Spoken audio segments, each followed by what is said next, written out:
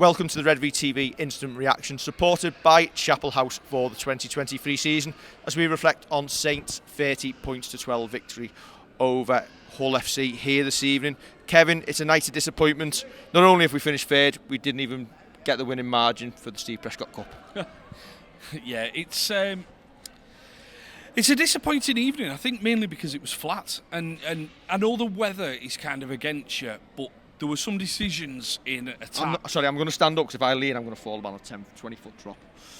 Is that after you fell over Leeds? Yeah. I think, in attack, once again, people have mentioned it and been talking about it all year. I don't necessarily think it's the lack of trying. I just think sometimes the wrong option's taken. The bet tonight, which no one did, was Hull FC plus 30 when you've seen that weather, and it was absolutely whacking it down. It was never a night that we were going to score a bucket load of points. There was just a bucket load of water coming out the sky. But as you say, we made hard work of it in that first half. Yeah, we did. It's almost, as I say, it's almost a nothingness of a game that I said to you immediately after. It's not one that you're going to take home and remember a lot about, because, yeah, the weather doesn't help.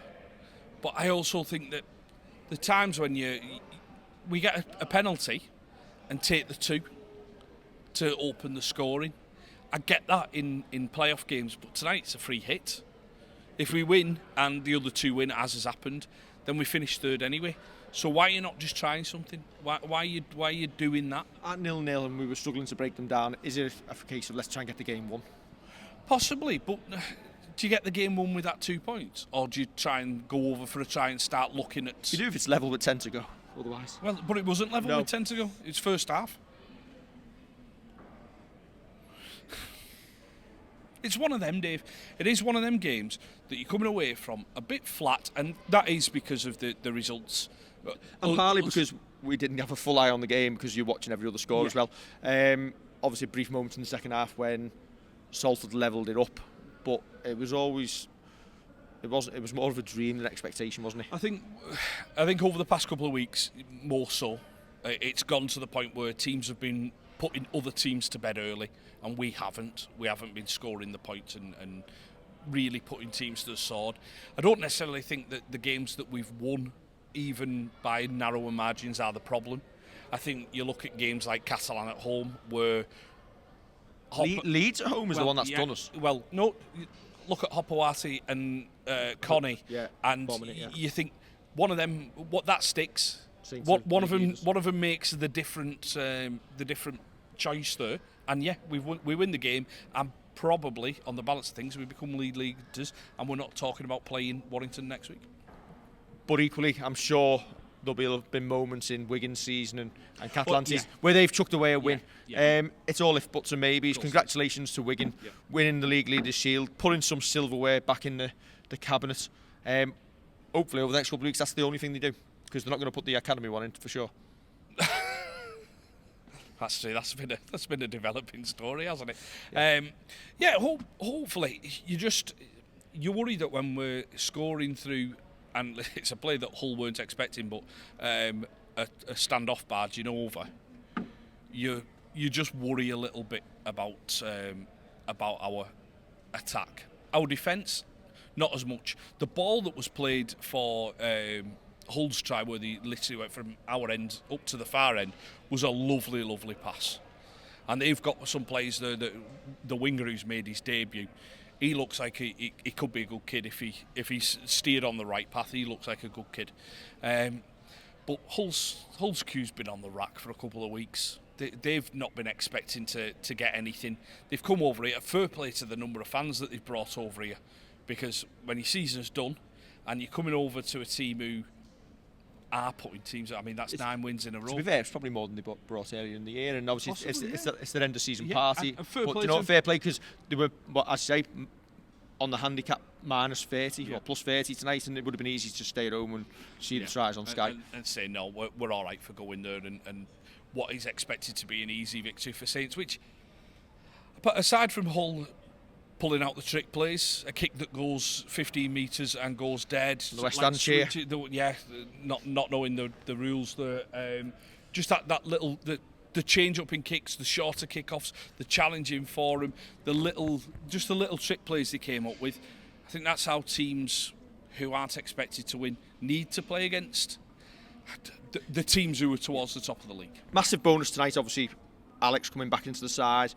Will Hopperwati's coming to the side.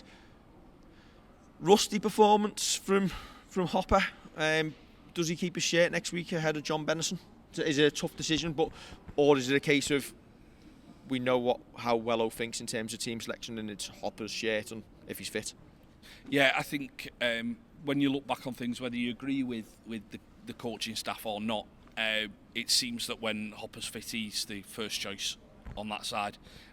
He comes in above John Bennison, which is tough on John because he's done absolutely nothing wrong. He's been great under the high ball when teams have tested him. His meters that he makes because he's in the right position have been good. I know Hopper tries to stay a little bit more upright when he's taking the ball in, but as you say, a little bit rusty, to be expected after a couple of weeks out. But then you see Alex has been out for so long, and he came back in, admittedly off the bench, and his first run in, he decides to scatter a Hull man about 5 yards sideways across the pitch. Who then had to go off. But I suppose that's the difference between positions, between players who have had them little niggling injuries and not just one injury that's kind of cost him quite a bit of this season. But I thought Alex did really well on his comeback. I think he's one that you look at and you think, as long as he pulls through this week, as long as he's all right in his recovery, it's a big positive having him available, because we need all the bodies we can get back. We need the likes of Jake Wingfield pushing for a return as well, if possible. Missing James Bell tonight as well. Yeah. We believe through illness rather than injury, so he'll come back in next week. Wello's got some difficult decisions to make in terms of team selection. Warrington at home next week. They've made the six, made the playoffs. They've got one grand final on Sunday, and they've got another one next Friday. Yeah, and they'll be looking to prove people wrong after becoming champions. After 8 games of the season and then falling away as they have. They're now 3 games away from being champions. They're now 3 games away from being champions. You think that's probably almost the injustice of how this works, but we all know how it works. You that's what you enter into when you follow. And it's kept it exciting till the end. Obviously, Hull KR and Lee. I think this is probably the tightest Super League season anyone can remember. So, all to play for next week, and potentially we've just extended James Roby's career by 80 minutes, which is always a positive. Yeah, it is. But equally, it could also end against Warrington, which would be a massive downer. Yeah, and I think when you look at, like, from dummy half, I know over the past couple of weeks you said that maybe the distribution from dummy half hasn't been so good from either of our hookers, but James just gives you that tiller, doesn't he? And tonight I thought he was. It sounds terrible saying he was much better, but I think there has been parts of his game that maybe it's subconsciously his body's going, right, you're nearly done here, son. And it does start slowing down that little bit. Tonight I thought he was good. Do want to see a little bit more from Moses. He comes on and he does quicken us up. I potentially think he'll drop out next week for James Bell. That wouldn't surprise me. I'm just mindful that my shiny head is currently blocking the Redvee flag. Yeah. It looks miles away, but it's not. It's not. It's right behind it. It was on until the end. Obviously, we needed a lead try for us, and it is small margins.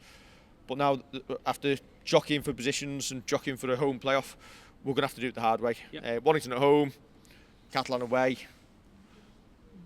Wigan, Hull KR, or Lee in the final. Yeah, that's going to be the route that we'll have to take to do it. Aren't you glad we're filming under the roof? Yeah, as the rain comes That's back. extended by another 20 minutes.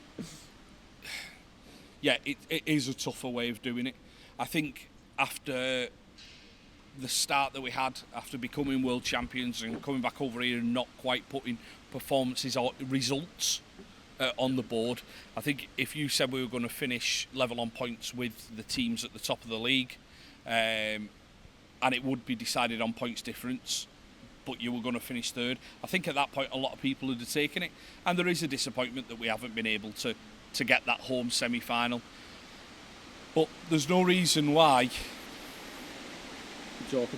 There's no reason why we can't put in performances defensive. They're going to be based on defence, but there's no reason why we can't go out and put these defensive performances in.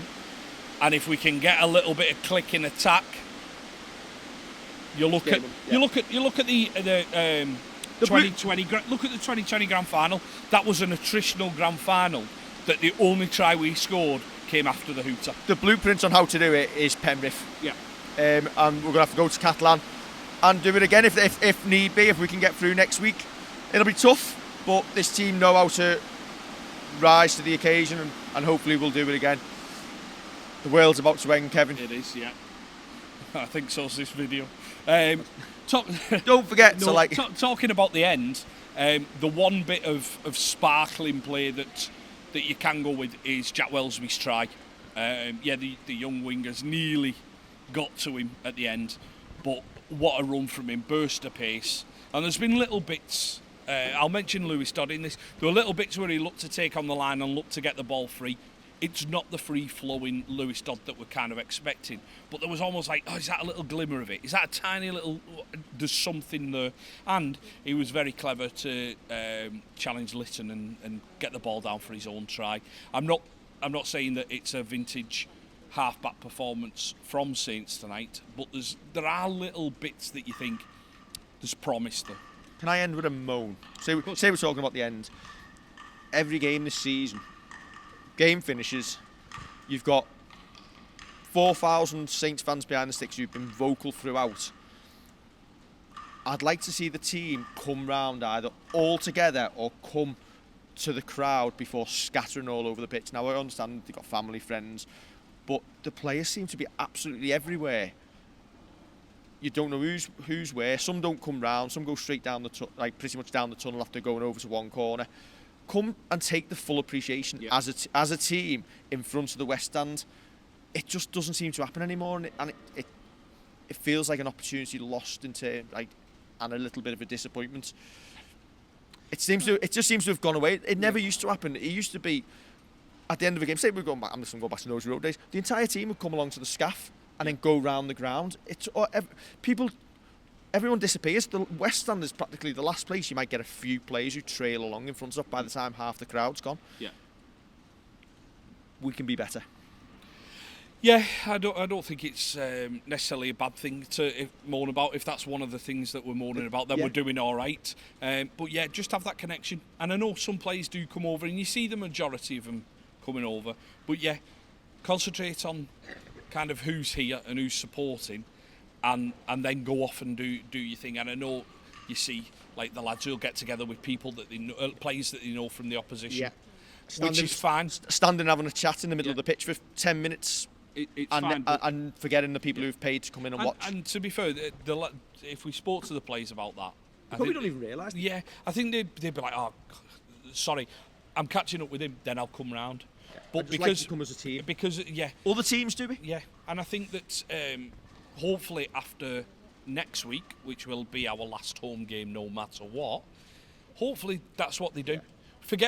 Leave everyone else to one side, just have the team there, get them on. It just seems to be a thing now. It's like there ends up being more kids on the pitch at the end of the game, even people who aren't related or linked just end up on there. You may as well just throw your kid on the pitch because no one knows who some of them belong to. We had 291 cheerleaders tonight. Great work by the Community Foundation, doing a 5-minute routine at half-time, 3 different songs, celebrating the 150th anniversary. But there's even more kids on the pitch at the end of the game. See, I'm moaning. Yeah, you are moaning. Don't forget to like, share and subscribe. And we'll catch you for the Redvee TV show next week. All you do is moan, Kevin.